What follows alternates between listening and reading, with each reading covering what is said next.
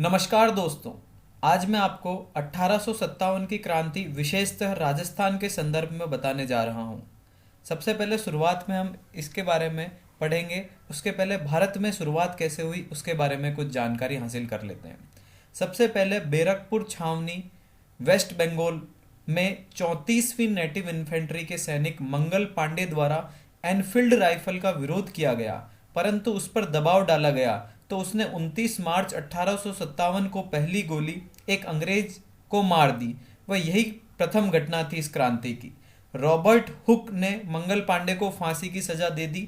वह 8 अप्रैल 1857 को फांसी की सजा दे दी गई। डलहौजी की राज्यों के विलय नीति के कारण बिठूर के अजीमुल्ला ने कानपुर के नाना साहब से बात की। वह क्रांति की योजना बनाई। कमल व रोटी को प्रतीक चिन्ह रखा गया। वह 31 मई 1857 को क्रांति की शुरुआत का दिन निश्चित किया गया। इधर बैरकपुर छावनी के विद्रोह की खबर मेरठ छावनी को लग गई तो उन्होंने 10 मई को ही क्रांति की शुरुआत कर दी। ये सैनिक 11 मई को लाल किले पर पहुंचे।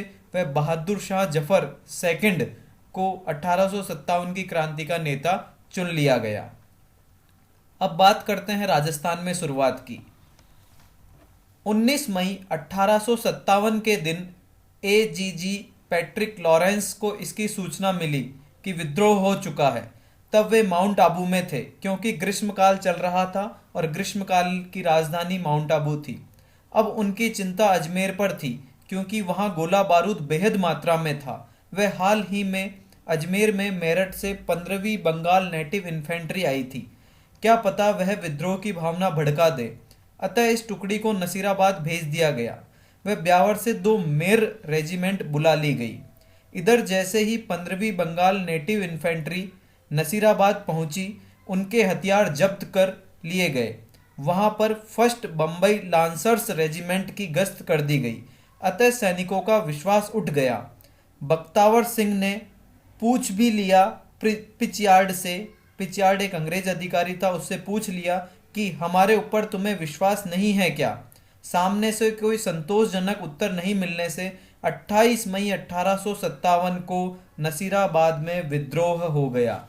आइए अब हम देखते हैं अलग अलग जगह किस किस प्रकार विद्रोह हुआ। सबसे पहले बात करें हम नसीराबाद में विद्रोह। बख्तावर सिंह के प्रश्नों का जवाब सही नहीं दिए जाने पर 15वीं बंगाल नेटिव इन्फेंट्री व साथ में 30वीं बंगाल नेटिव इन्फेंट्री ने 3 बजे विद्रोह कर दिया। वह इन्होंने मेजर स्पोटिस वुड व न्यूबरी की हत्या कर दी।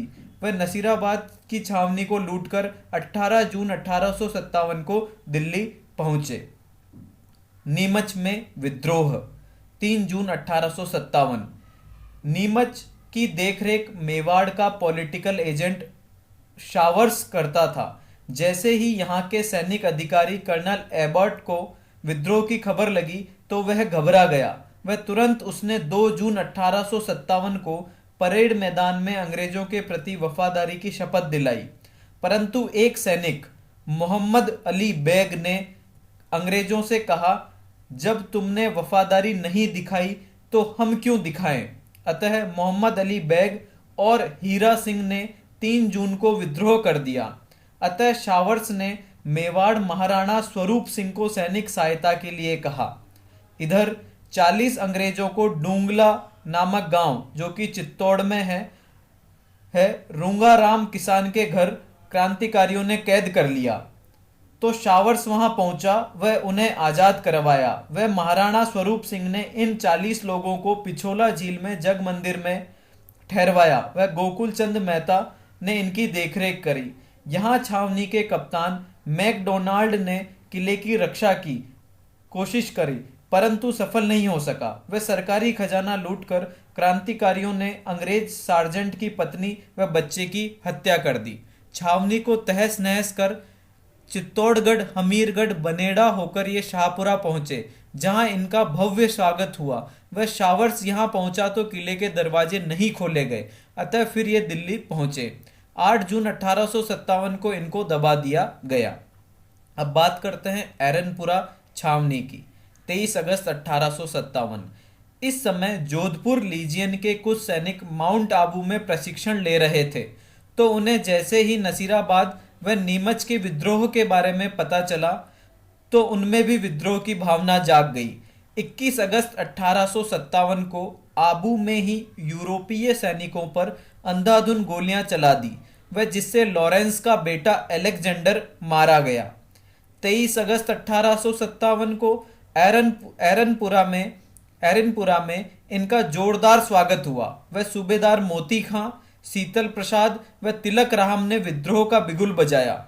ये शिवनाथ के नेतृत्व में दिल्ली चलो चलो दिल्ली मारो फिरंगी का नारा देते हुए दिल्ली रवाना हुए। 16 नवंबर 1857 को नारनौल में गराड ने इनको पराजित करा। इनकी एक टुकड़ी आउवा विद्रोह में भी शामिल थी। अब आउवा विद्रोह की बात कर लेते हैं हम लोग। आउवा ठिकाने में विद्रोह। एरनपुरा के सैनिक दिल्ली जाते समय बीच में खैरवा पाली पहुंचे, जहां आउवा परगने के ठाकुर कुशाल सिंह चंपावत ने इनका सहयोग दिया। वह 6000 की सेना इकट्ठी कर ली। आउवा के ठाकुर कुशाल सिंह चंपावत का साथ आउवा, आसोप, आलनियावास, लांबिया, गुलर, रूडावास के सैनिकों ने किया। इन्होंने 2 युद्ध लड़े। पहला युद्ध 8 सितंबर 1857 को, जिसको बिथोड़ा का युद्ध कहते हैं, वह लड़ा, और दूसरा युद्ध चेलावास का युद्ध 18 सितंबर 1857 को। सबसे पहले हम बात करें बिथोड़ा के युद्ध की, 8 सितंबर 1857 के दिन। यह कुशाल सिंह चंपावत और क्रांतिकारियों विरुद्ध मारवाड़ के शासक तखत सिंह का सेनापति ओनाड सिंह व हीथकोट के मध्य लड़ा गया। हीथकोट और तखत सिंह दोनों मारे गए और कुशाल सिंह चंपावत जीत गया। अब दूसरा युद्ध चेलावास का युद्ध, जिसे काले गोरों का युद्ध भी कहते हैं, वह लड़ा गया कुशाल सिंह चंपावत व क्रांतिकारी तथा एजीजी लॉरेंस व मैकमोशन के बीच में। मैकमोशन मारा गया, वह उसकी गर्दन काट आउवा के द्वार पर लटका दिया, जिसे देख लॉरेंस भाग गया। इन दोनों हारों से क्षुब्ध हो अंग्रेजों ने बदला लेने की सोची। एजीजी लॉरेंस ने पालनपुर व नसीराबाद से सेना बुलवाकर कर्नल होम्स के नेतृत्व में 20 जनवरी 1858 को फिर सेना भेजी। फिर कुशाल सिंह वहां से निकल गया। वह किले का भार लांबिया के ठाकुर पृथ्वी सिंह को सौंपकर सलुम्बर चला गया। कोठारिया के रावत जोध सिंह के घर में शरण ली। वह 8 अगस्त 1858 को आत्मसमर्पण कर दिया। वह इसकी जांच के लिए मेजर टेलर आयोग बिठाया गया, जिसने 1860 में कुशाल सिंह चंपावत को निर्दोष घोषित कर दिया गया। 1857 की क्रांति के 2 विजय स्तंभ पाली में ही स्थित हैं। अब हम बात करते हैं कोटा में किस प्रकार विद्रोह हुआ। 15 अक्टूबर 1857 कोटा में लाला जयदयाल, जो कि वकील थे, व रिसालदार मेहराब खान के नेतृत्व में नारायण पलटन व भवानी पलटन ने विद्रोह किया। 15 अक्टूबर 1857 से इसको शुरू किया गया। क्रांतिकारियों ने कोटा महाराव राम सिंह से अंग्रेज अधिकारियों को सौंपने की बात कही। वह मथुराधीश के महंत गोसाई जी महाराज ने मध्यस्थता की कोशिश की, परंतु बात न बनी। क्रांतिकारियों ने मेजर बर्टन के दोनों पुत्रों फ्रैंक व आर्थर को मार दिया तथा डॉक्टर सैडलर व कांटम को भी मार दिया। नारायण व भवानी नामक 2 व्यक्तियों ने बर्टन को मारकर उसकी गर्दन को काटकर भाले पर रखकर पूरे शहर में घुमाया। यहाँ विद्रोह जनता का था। वह 6 महीने तक जनता ने शासन किया। कोतवाली पर पहली बार तिरंगा फहराया गया। यह राजस्थान का एकमात्र सुनियोजित व सुनियंत्रित संघर्ष था। लॉरेंस ने जनरल रॉबर्ट के नेतृत्व में ब्रिटिश सेना भेजी, जिसने रास्ते में करौली भी शामिल हो गया। इस प्रकार 31 मार्च 1858 को कोटा पर आक्रमण कोटा को आजाद करवाया। बर्टन की रक्षा में लापरवाही के आरोप में महाराव राम सिंह की तोपों की सलामी 17 से घटाकर 13 कर दी। वह करौली द्वारा मदद दिए जाने पर वहां के शासक मदन पाल को GCI की उपाधि व सर्वाधिक तोपों की सलामी दी गई। अब बात कर लेते हैं भरतपुर में विद्रोह की। 1857 में यहाँ के महाराजा जशवंत सिंह नाबालिग थे, अतः वहां की शासन व्यवस्था पॉलिटिकल एजेंट मॉरिसन के पास थी। जब भरतपुर की सेना को तात्या टोपे से मुकाबला करने के लिए दौसा भेजा तो पीछे से गुर्जर मेवों ने विद्रोह कर दिया। अगला, टोंक में विद्रोह। यहां का नवाब वजीरुद्दौला खां अंग्रेजों के साथ था, जबकि उसका मामा मीर आलम खां के नेतृत्व में विद्रोहियों के साथ था। इसने 600 सैनिक इकट्ठे करे वह दिल्ली पहुंचा। अंतिम बात धौलपुर की। 12 अक्टूबर 1857 को यहां विद्रोह हुआ। यहां के राजा महाराजा भगवंत सिंह अंग्रेजों के वफादार थे। अक्टूबर 1857 में ग्वालियर व इंदौर से 5000 विद्रोह सैनिक धौलपुर राज्य में घुस गए। वह गुर्जर देवा के नेतृत्व में 27 अक्टूबर 1857 को राज्य पर अधिकार कर लिया। वह इससे भगवंत सिंह को कैद कर लिया गया। 2 माह बाद पटियाला नरेश ने इन्हें छुड़ाया। एकमात्र यह ऐसा राज्य बना जहां पर विद्रोह भी बाहर वालों ने व उसको दबाया भी बाहर वालों ने ही था। अब 1857 में अंग्रेजों के कुछ साथी शासकों की बात कर लेते हैं जिन्होंने अंग्रेजों का साथ दिया था। पहला, बीकानेर शासक सरदार सिंह। ये एकमात्र ऐसे शासक थे जो विद्रोह दबाने के लिए राजस्थान के बाहर पंजाब तक भी गए थे। दूसरा, अलवर का शासक बन्ने सिंह। 1857 की क्रांति के समय जब क्रांतिकारियों ने आगरा के दुर्ग में अंग्रेजों व उनके परिजनों को कैद कर लिया तो उनको बचाने के लिए ये निकले थे, परंतु रास्ते में ही अचनेरा भरतपुर के पास इन्हें लूट लिया गया विद्रोहियों द्वारा। तीसरा, करौली के शासक मदनपाल सिंह। चौथा, मारवाड़ का शासक तखत सिंह। पांचवा, धौलपुर शासक भगवंत सिंह।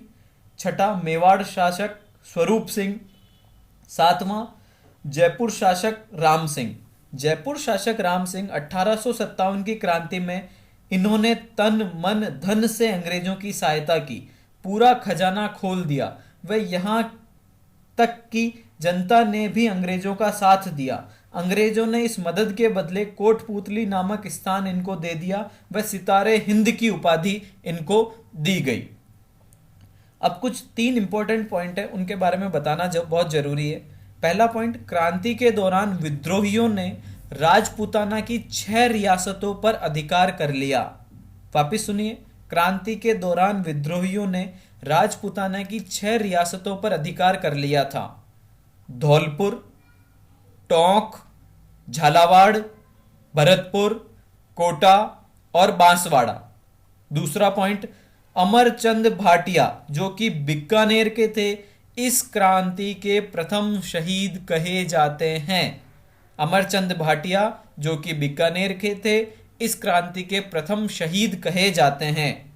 तीसरा पॉइंट, हेमू कालानी जो कि सरदार शहर चूरू के थे, को सबसे कम उम्र का शहीद माना जाता है। धन्यवाद दोस्तों, ये मेरा छोटा सा प्रयास था। आपको कैसा लगा जरूर बताएं। बहुत बहुत धन्यवाद। जय हिंद।